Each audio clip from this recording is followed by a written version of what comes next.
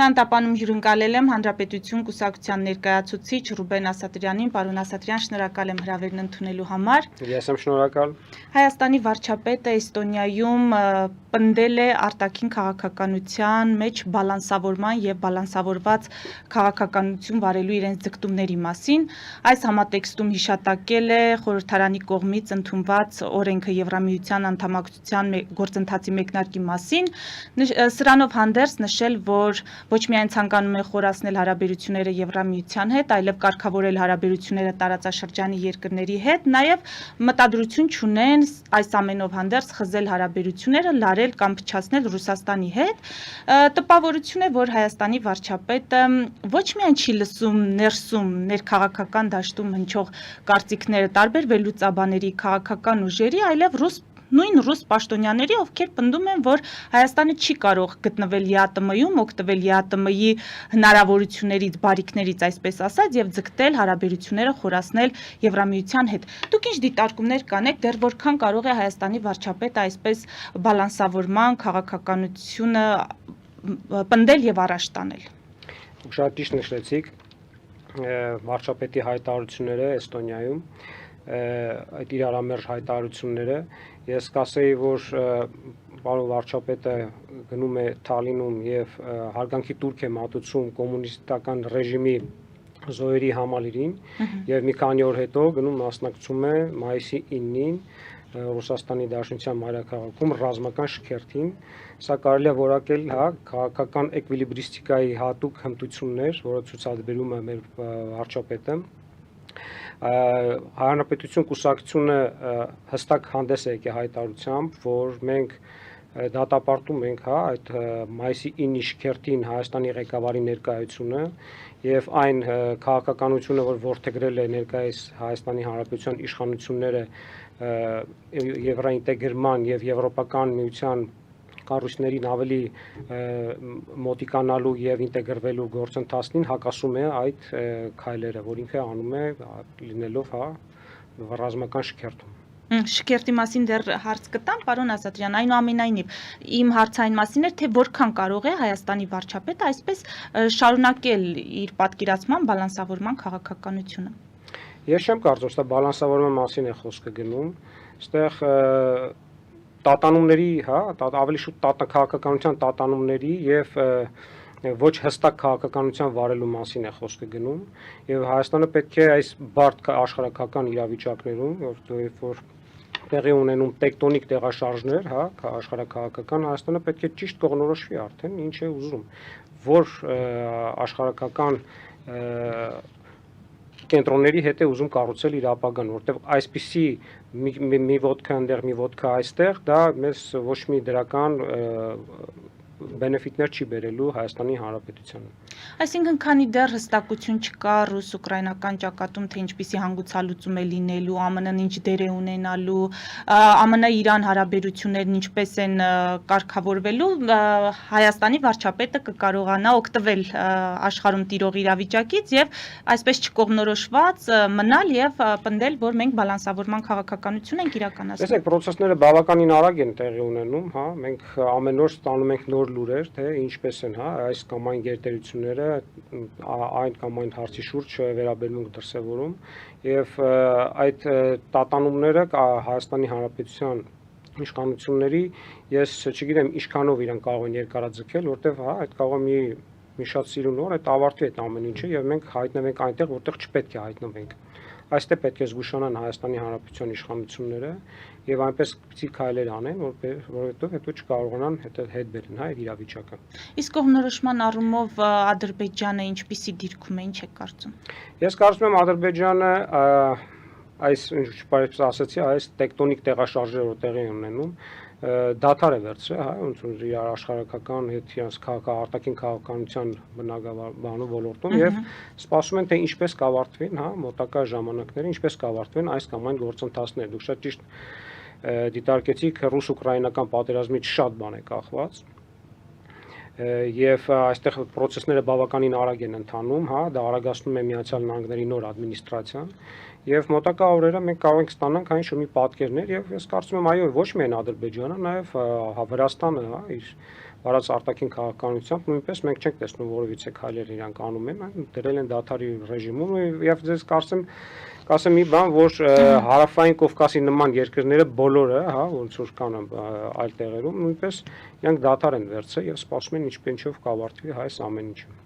Պարոն Ասատրյան, հիմա շքերթի հետ կապված մենք տեսանք, որ Եվրամիությունը հստակ ցուցումներ տվեց անդամակցության տեխնացու կարգավիճակ ունեցող պետությունների ներկայացուցիչներին, որ չպետք է մասնակցեն շքերթին։ Հիմա մենք չունենք կարգավիճակը եւ մեր վարչապետը մասնակցելու է։ Դուք կարծում եք սա կընկալվի, ճիշտ կհասկանան, որ մենք տեխնացուի կարգավիճակ չունենք, դրա համար էլ մասնակցում ենք եւ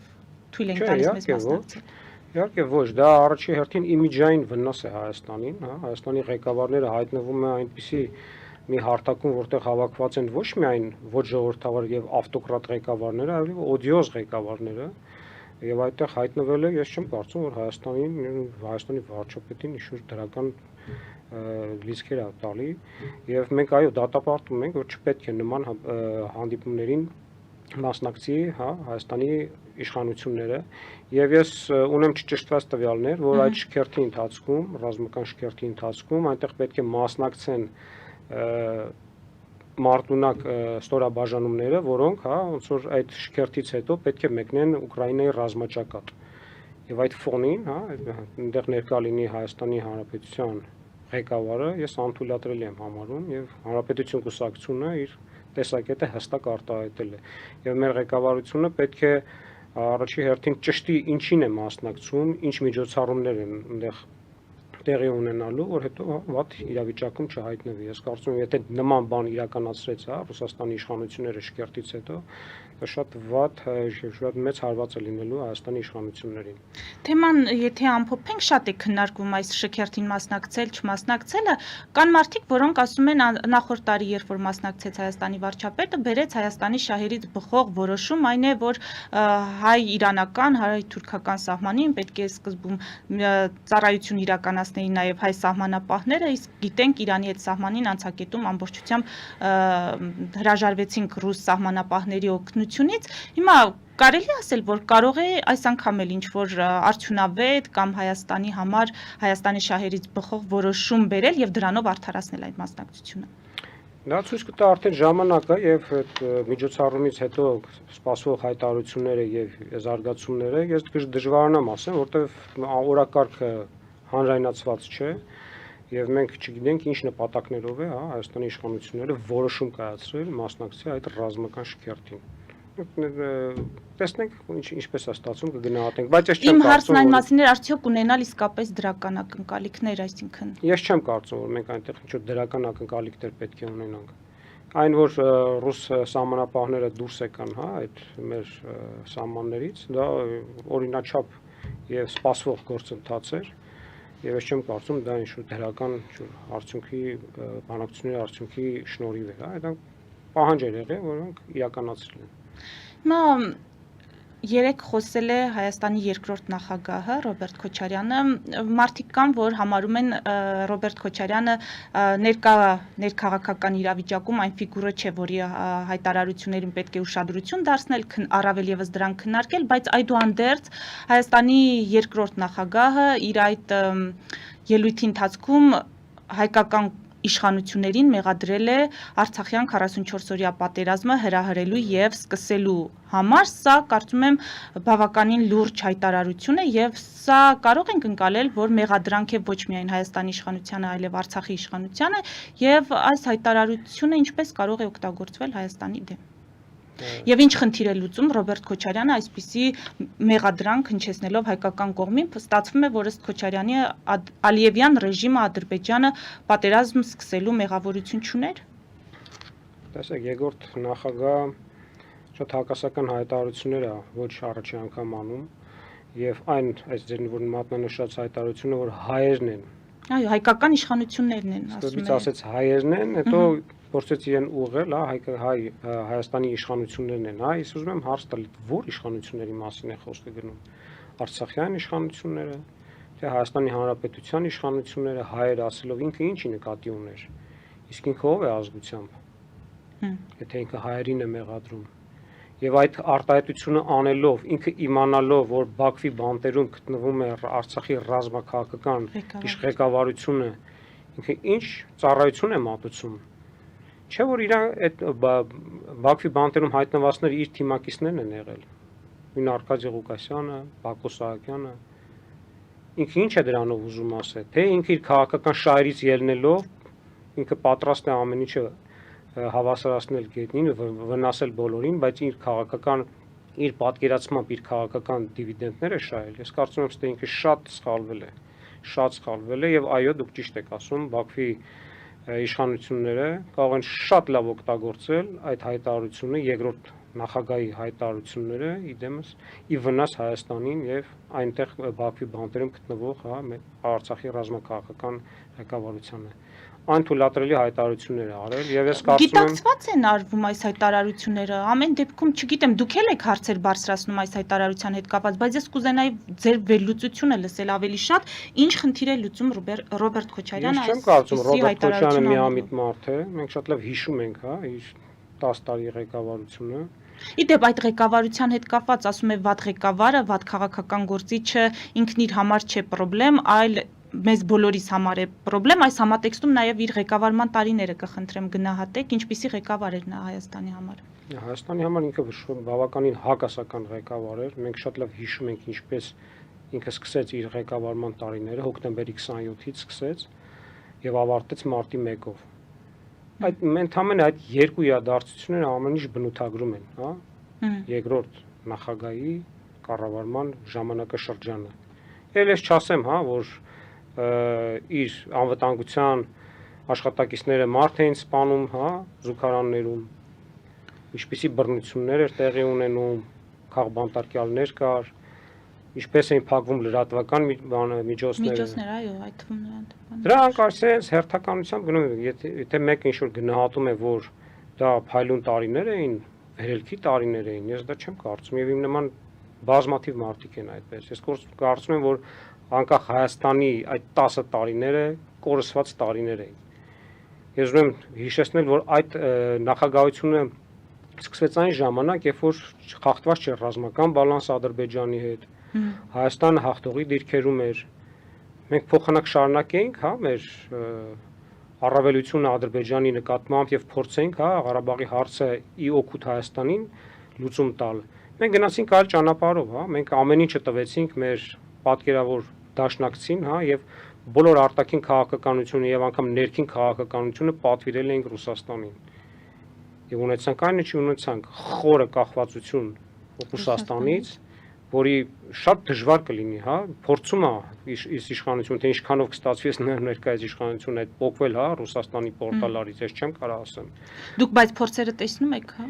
Ռացիոնալ փորձեր այո, ես տեսնում եմ, բայց ես կարծում եմ պետք է ավելի համարձակ լինեն, հա, որտեվ մտածել, թե այսի անենք այ Ռուսաստանը sense կանի, մենք հեռու չենք կարող գնալ։ Բոլոր այն հերթ խորհրդային ռեսպուբլիկաները, որոնք փորձեցին պորտալարը կտրել Ռուսաստանից, կտրուկ քայլեր են գնացել։ Մեծ բալթյան երկրները դա շատ օրինակ է, հա, մեր Հայաստանի համար, որ մենք ինչ ճանապարհով պետք է գնանք։ Շատերը համարում են, որ մեր բալթյան երկրները այլ բնագավառից էին, դրանք չի կարելի պրոյեկտել Հայաստանի կամ չգիտեմ Վրաստանի նկատմամբ, բայց ես չեմ կարծում։ Այո, նրանք նույն հետխորհրդային հանրապետություններ էին իրանց խնդիրներով, որը շատ նման էր, հա, Հայաստանի խնդիրներին, եւ իրանք լուծեցին այդ հարցը, եւ ինչ այլոց վարչապետը իր այցի ժամանակ հիացած էր, հա, Էստոնիայով, ասում էր, ինչ կոկիկ, ինչ հավաք երկիր է, հա, եւ այնտեղ իրեն ասել էին, որ հարցրել են էստոնացին քո տունը որն է, ասել էր տունս Էստոնիան է, հա։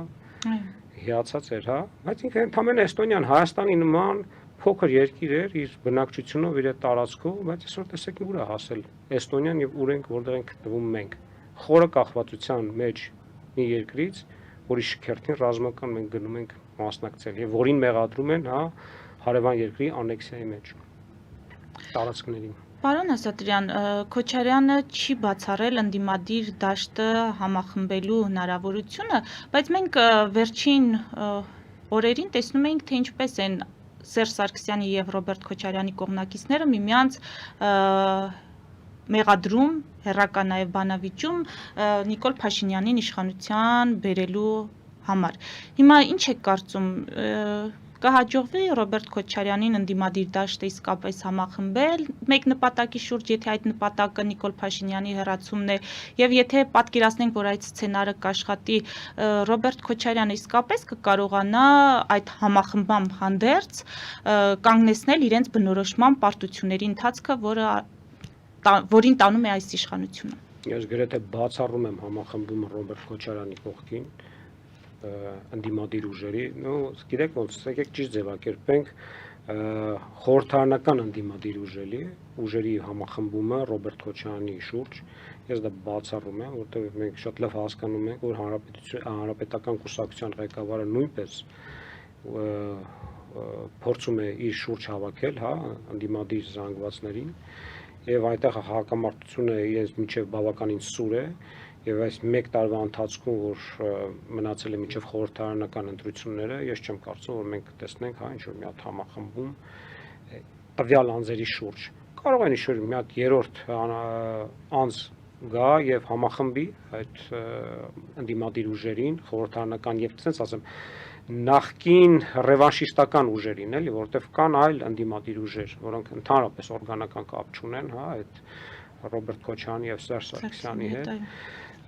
Կարող է գա երրորդ մարդ, տեսնենք, ժամանակը ցույց կտա, բայց ժամանակը բավականին քիչ է եւ ես կարծում եմ գնան այն խորհրդարանական ընտրություններին բոլորը տարբեր ուղղություններով։ Բայց այդ դեպքում, եթե համախմբում չլինի Սերժ Սարգսյանի նույն ուժը, Ռոբերտ Քոչարյանի ուժը, նրանք շանսեր ունեն, որ կարող են հայտնվել խորհրդարանում կամ չգիտեմ, այնպիսի քանակությամբ ձայներ հավաքել, որ կրկին միանալով իրար փորձեն տեղավորվել խորհրդարանում։ Ռոբերտ Քոչարյանը իր հարցազրույցում այնպիսի մեղադրանքներ տվեց Հայաստանին, որ ես չեմ կարծում, որ ինքը պատրաստ է համախմբվել եւ ինչ որ բանը լավ ինչ-որ արդյունքների համար գնալ առաջ եւ ժողովրդին տանել առաջ։ Ես կարծում եմ իր մոտ չի ստացվի, ինքը այն հակասական կերպարն է, որը ժողովուրդը արդեն շատ լավ ճանաչում է։ Իսկ երկրորդ գալուց այդ 21 թվին, որ ինքը ուզում էր գալ իշխանությանը, ժողովուրդը ամեն ինչ տեսավ, իր օրակարգը, իր մտածելակերպը եւ իր հարցազրույցները բացում է, Ռոբերտ Քոչարյանին, մենք տեսնում ենք անկեղծ Ռոբերտ Քոչարյանին եւ այդտեղ գնահատականը հետեւյալն է, որ ինքը հնարավորություն չունի համախմբելու եւ որևիցե իշխանության հավակնելու հավանականություններ չունի։ Պարոն Ասատրյան, ամփոփենք ռուս-ուկրաինական ճակատում իրադարձություններով, ԱՄՆ-ն, եթե պատկերացնենք, դուրս է գալու բանակցություններից, եթե արդյունք չեն տալիս Թրամփի կոչերը կողմերին նստելու, բանակցելու, պայմանավորվածության գալու, ինչ է նշանակում բանակցություններից դուրս գալ կամ միջնորդի դերից հրաժարվել։ ԱՄՆ-ի այդ հրաժարումը եթե տեղ ունենա, դա ինչպես է դրսևորվելու։ Շատ բարդ հարց եք տալի, որտեղ այդ հայտարարությունները անում է Դոնալդ Թրամփը, որը նույնպես բավականին հակասական կերպար է եւ այս 100 օրվա ընթացքում իր ադմինիստրացիայի մենք բազմաթիվ տարօրինակ իրադարձություններ տեսանք եւ տարօրինակ մեկը մյուսին մերժող հայտարարություններ լսեցինք Դոնալդ Թրամփից։ Ես դժվար եմ պատկերացնում, թե իր պատկերացրած դուրս գալը դա ինչ է նշանակում։ Ամեն դեպքում Միացյալ Նահանգները դա այն երկիրը չեն, որ վերջնական ընթարենք իրադարձություններից աշխարհակական ձեռքները լվանան ու գնան ընթարենք իրանք նստեն իրենց Ֆլորիդայի նահանգում առանձնատանը եւ նայեն մնացած աշխարհում ինչ է կատարվում, ինչ որ կա մինիմալ սանդղակ, որից ներքև Միացյալ Նահանգները դուրս չեն գա, այդ process-ներից։ Ես կարծում եմ սա այդ հայտարարությունները դա գործարքի եւ երկու կողմերին ստիպելու նստել բանակցային սեղանին, դա մի մեթոդ է, որ ինքը փորձում է կիրառել եւ ասում, ասում ես կգնամ, դուք արդեն մենակ որոշեք ինչ եք անում, բայց ես հավատում եմ, որ Միացյալ Նահանգները ամեն դեպքում թույլ չեն տա Ուկրաինայի կապիտուլյացիան եւ կլինի ինչ որ չափով աջակցություն, այն ծավալներով չի լինի ինչ որ եղել է Բայդենի ադմինիստրացիայի ժամանակ, այստեղ կփոխարինվի եվրոպական աջակցությունով այդ ամեն ինչը, բայց Ամերիկան կմնա այդ հակամարտությունով, բայց ոչ արդեն որպես միջնորդի դերակատարում իրանք դուրս կգան արդեն Ուկրաինային աջակցելու, թեթև աջակցելու մտայնությամբ։ Բայց թեթև աջակցությունը դա ինչ է նշանակելու Ուկրաինայի համար։ Դա նշանակում է, որ եվրոպական զինված ուժերը եվրոպական միջոցներով եւ զինամթերքով կաջակցվի Ուկրաինային։ Միացյալ Նահանգները ոնց որ կանցնեն երկրորդ պլան։ Ինձ թվում է կարող է հետո Բայց եվրոպական աջակցությունը բավարար կլինի, որ Ուկրաինան կարողանա արժանապատվորեն շարունակել պայքարը։ Ես կարծում եմ բավարար կլինի, այսինքն որովհետեւ Եվրոպայի այն ռազմական ներուժը որ կա, ամբողջովին չի դրվել, հա, այդ Ուկրաինայի հակամարտությանն է, իրանք նույնպես հույսը դրել են Միացյալ Նահանգների վրա։ Հիմա իրավիճակը փոխվում է, ինչպես ասացի, տեղի է ունենում աշխարհական տեկտոնիկ տեղաշարժեր։ Մենք տեսնում ենք անգամ դաշնակիցները, դարավոր դաշնակիցները մի մեկը մյուսին մեղադրում են, տարբեր մեղադրանքներ են առաջարկում։ Մյուսը ասում է, որ ընդհանրենք ավարտվեց մեր բարեկամության դարաշրջանը, որը մի քանի ամիս առաջ դժվար էր անգամ պատկերացնել, որ նման հայտարարություններ կարող են տեղի ունենալ, բայց մենք տեսնում ենք այն, ինչ որ տեսնում ենք։ Հենց որ տեսնենք, ես կարծում եմ, որ ինչ որ տեղաշարժեր կլինի Ուկրաինա-ռուս պատերազմում, բայց դա կբերի ավարտին, ես շատ կասկածում եմ, որ կբերի ավարտին, որովհետև այն պահանջները, որ դնում է Ռուսաստանը մինչև հիմա, նույն Միացյալ Նահանգների դեմ դնում է այդ պահանջները, հնարավոր չէ կատարել, այսինքն դա կապիտուլյացիայի պահանջներ են, դա կոմպրոմիսի գնալու պահանջներ չեն, եւ ես կարծում եմ կշարունակվի հակամարտությունը։ Շնորհակալ եմ, ես մեծ դիտողներին հիշեցնեմ, որ զրուցում էի Հանրապետություն կուսակցության ներկայացուցիչ Ռուբեն Ասատրյանի հետ, դուք մեր ուղիղ եթերները կարող եք դիտել Patreon-ում, նաև այդ հարթակում աջակցել մեզ էկրանին երևացող QR կոդով։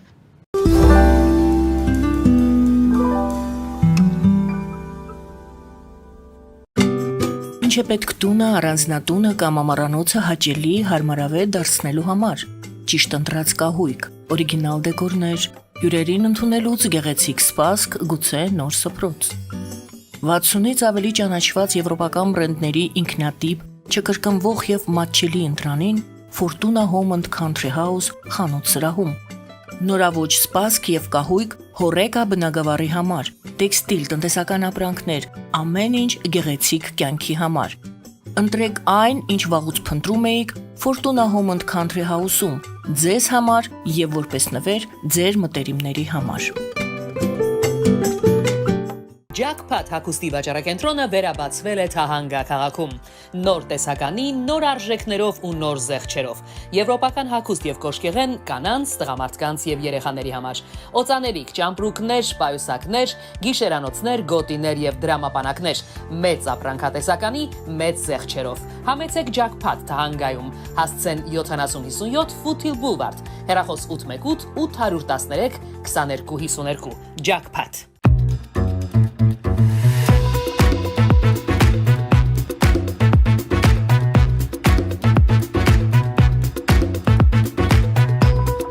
Արարատ ռեստորան, ընտանեկան եւ ընկերական ժամանցի լավագույն հասցե, սիրված արտիստներ, հյուրընկալ մթնոլորտ, հարուստ ճաշացան, անմահական խորտիկներ, Արարատ ռեստորան, հասցեն անփոփոխ, սիրով սպասում ենք ձեզ։ Ավելի քան 11 տարի Աքսիոմեդ վնասվածքաբանական վերականգնողական բժշկական կենտրոնում գործում են հենաշարժիչ համակարգի խնդիրների լուծման բոլոր ժամանակակից մեթոդները։ Հասցեի Երևան, Տերյան փողոց 3 շենք, 42 տարածք, հեռախոս 010 522 882, 091 522 882։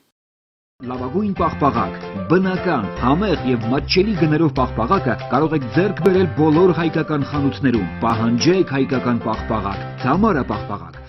Glendale West Pharmacy, ձեր ուղեկիցը տեղերի աշխարհում։ Ունեք հարցեր, զանգահարեք 818 548 5157 հեռախոսահամարով կամ այցելեք 1109S Glendale Avenue, Glendale CA 91205 հասցեով։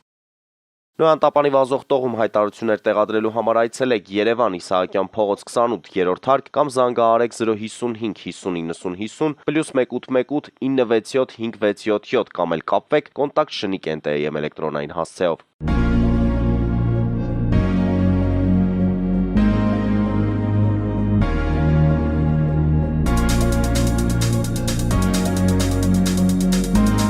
Տպագրեք ձեր գիրքը Նոյան տապան տպագրատանը, ինչպես նաև թերթեր, ամսագրեր, բուկլետներ եւ այլն։ Հասցեն քաղաք Երևան, Իսահակյան 28 առաջին հարկ։ Հեռախոս Հայաստանից +374 55 50 90 52, ԱՄՆ-ից 818 967 567։